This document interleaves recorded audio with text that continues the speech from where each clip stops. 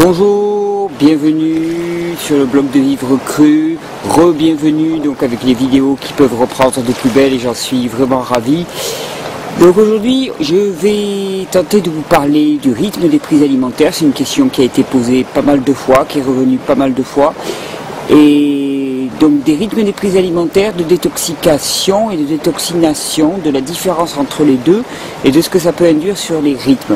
Alors si j'ai pris un petit peu de temps pour parler des rythmes alimentaires, c'est parce que j'ai mené des expériences sur moi-même, bien sûr, toujours pareil.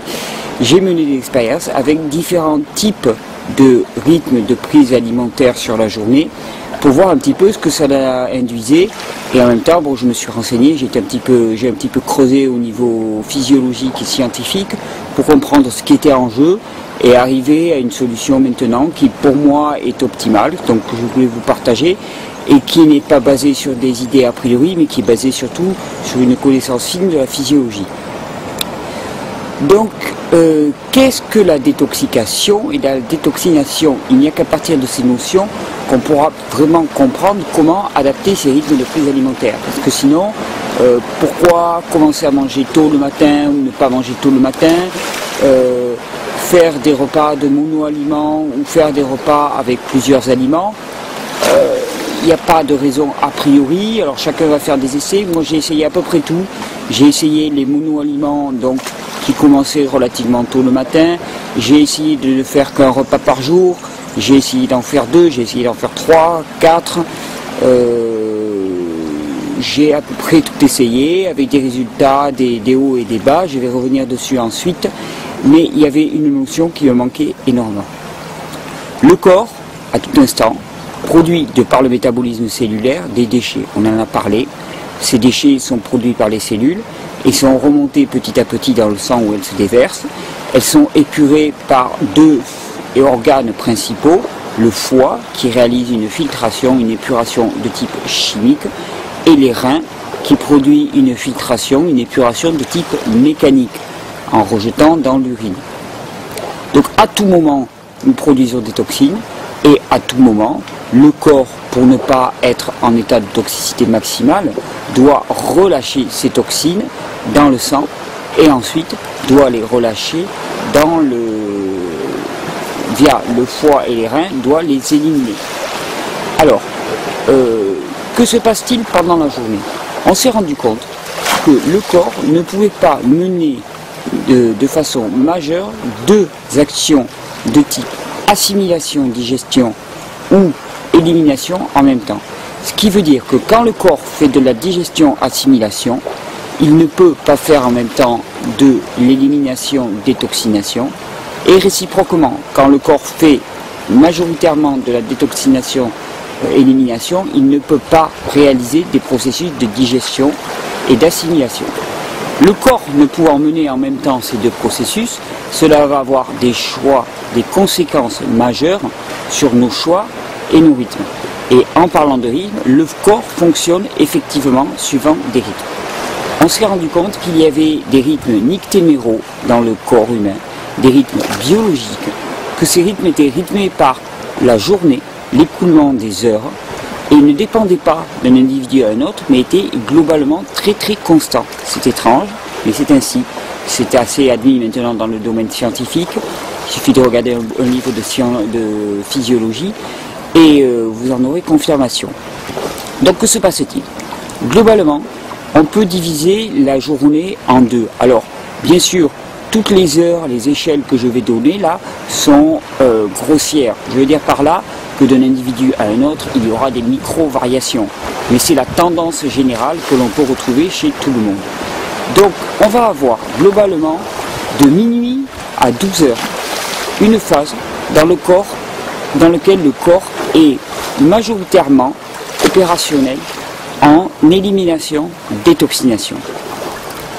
Et ensuite, on va avoir une phase de midi environ à minuit dans laquelle le corps est optimum en digestion, assimilation.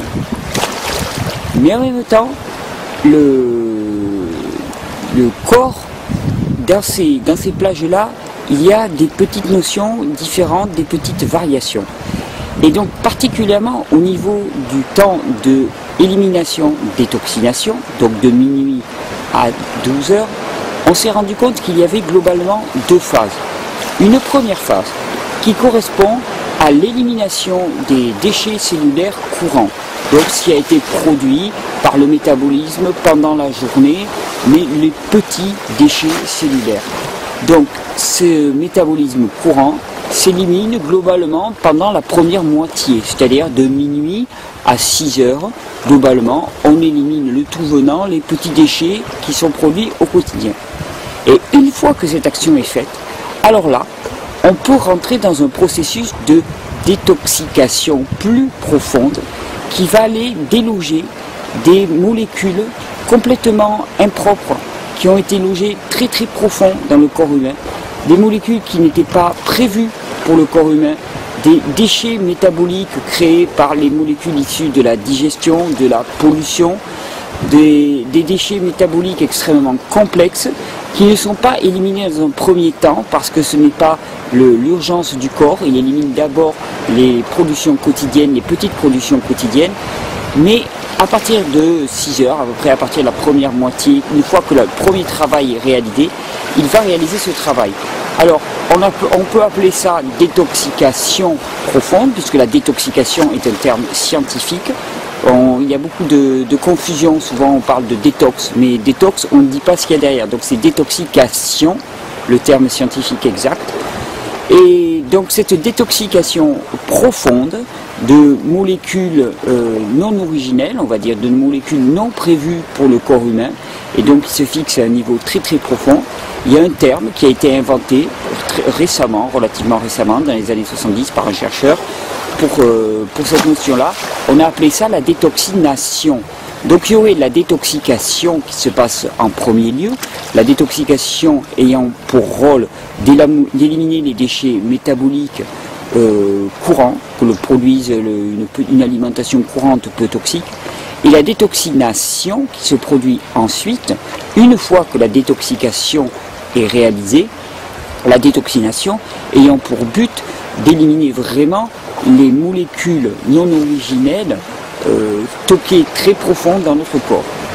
Vous pouvez donc comprendre que cette action-là est très très très importante, puisque ce sont ces molécules non dégradées, ces molécules non reconnues par le corps, ces molécules non adaptées au corps humain, issues majoritairement de la cuisson, puisque la cuisson permet des recombinaisons de molécules, elle permet des combinaisons au niveau des protéines qu'on appelle les molécules de Maillard, des combinaisons que le corps ne peut pas reconnaître. Il ne peut pas donc les digérer proprement, il ne peut pas les traiter proprement, il ne peut pas les dissocier, et donc ces molécules se retrouvent stockées à un niveau très profond, inchangées, et elles empoisonnent l'organisme à long terme.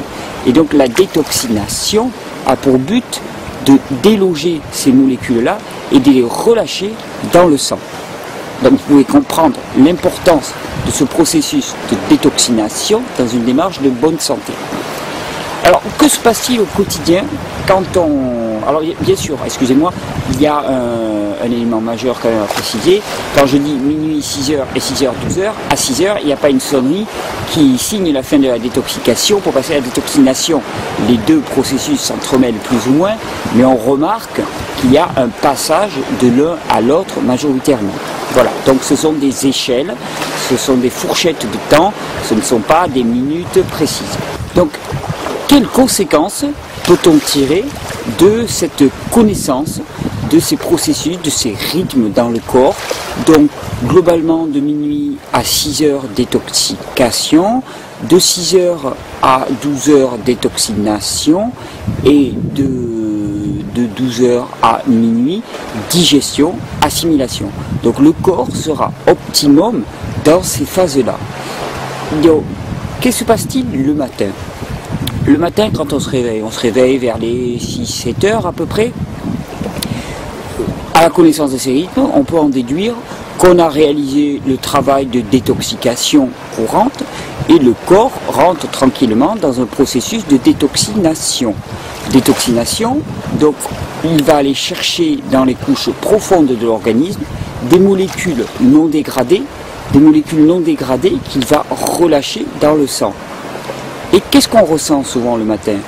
On se lève, on commence à agir, et puis là, on sent un petit malaise, un creux à l'estomac, une certaine nervosité, une certaine tension. Et là, on en déduit, je suis en hypoglycémie, on se sent fébrile, je suis en hypoglycémie, il faut que je mange. Alors, pour savoir si on est en hypoglycémie, il y a une méthode très très simple. Il faudrait tester sa glycémie. Parce qu'on parle d'hypoglycémie sans cesse, il serait bon de tester sa glycémie pour savoir ce qu'il en est réellement. Et en pratique, quand on teste sa glycémie, on se rend compte qu'on n'est absolument pas en hypoglycémie. Vous pouvez vous acheter un glycomètre, vous pouvez demander à un diabétique autour de vous, gardez le test pendant un jour ou deux et vous verrez que vous n'êtes pas en hypoglycémie. On n'est pas en hypoglycémie. Et ces sensations très très désagréables, parfois, que l'on peut ressentir, sont dues à ces molécules non originelles, à ces molécules non dégradées, qui nous empoisonnent au niveau profond et qui sont relâchées dans le sang. Alors, que se passe-t-il si on mange à ce moment-là? Si on mange à ce moment-là, le corps, il reçoit une quantité d'aliments. Il reçoit tout de suite l'information qu'il va falloir se lancer dans des processus d'assimilation, digestion. Il n'est pas optimum pour cette action-là à ce moment-là de la journée, mais peu importe, il y a des aliments qui arrivent, il faut qu'ils s'y mettent. Et ce faisant, il n'y a plus d'énergie consacrée à la détoxination, le corps arrête les détoxinations, donc arrête de relâcher ces déchets impropres dans le sang, et donc ce faisant, le soi-disant malaise qui correspondait finalement à la déséquestration de ces molécules non originelles, non reconnues par le corps, et donc qui était un processus extrêmement profitable pour le corps, puisque ces molécules nous empoisonnent, et le fait de les relâcher petit à petit est plutôt un très bon point. Donc ce processus qui était profitable est complètement stoppé par le corps, qui ne peut plus le réaliser et qui se lance dans des processus d'assimilation et digestion. Ce faisant, le léger malaise, le creux à l'estomac disparaît bien sûr, puisque ce creux à l'estomac était dû à ces molécules impropres en circulation dans le sang. Alors, vous pouvez voir où je veux en venir, c'est certainement un choix qui, à long terme, est extrêmement préjudiciable en matière de santé. Vous avez compris pourquoi?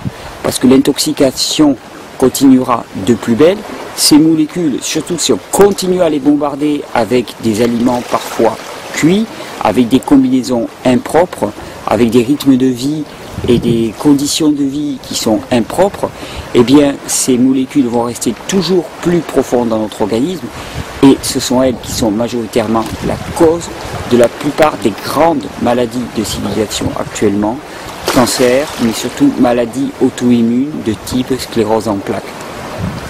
Il y a énormément de travaux qui ont été faits sur ces domaines-là et l'influence des molécules de Maillard, des molécules de protéines non dénaturées, non reconnues par le corps, des molécules de Maillard, des molécules, des protéines qui ont été recombinées et transformées et qui ne sont plus traitables par le système digestif comme source d'empoisonnement et génératrice de maladies auto-immunes. Donc, on va parler maintenant donc de rythme des prises alimentaires. On se lève le matin, on a un creux à l'estomac. Ce creux à l'estomac, ce léger malaise, cette tension dans le cou, cette fébrilité ne sont pas de la faim, la plupart du temps. Pour l'instant, je ne connais pas beaucoup d'exceptions. Moi-même, on ne peut pas dire que je sois quelqu'un d'obèse, donc je n'ai pas des réserves énormes, mais penser que j'ai besoin de sauter sur de la nourriture dès le matin, je l'ai longtemps cru, jusqu'à ce que je puisse enfin tester ma glycémie et que je me rends compte que quand je me levais et quand je fonctionnais toute la matinée, ma glycémie était normale et que mes états de fébrilité n'étaient pas des états d'hypoglycémie. Donc y répondre en mangeant n'était pas une solution. Et souvent, en mangeant, je me rendais compte que d'une certaine manière ça l'arrêtait, mais ça créait aussi un mal-être, un malaise qui n'était pas si bon que ça non plus. La solution ne me satisfaisait pas.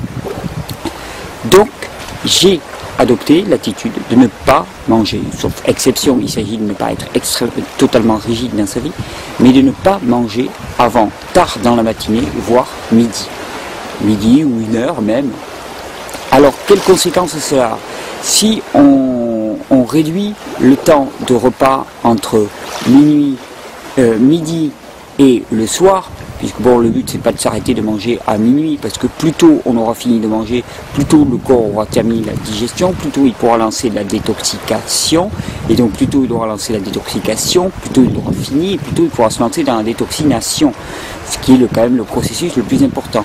Et ne croyez pas que même après des années de crudivorisme, même après des années de pratiques hygiénistes, on est exempt de toxines impropres dans le corps humain à des niveaux profonds.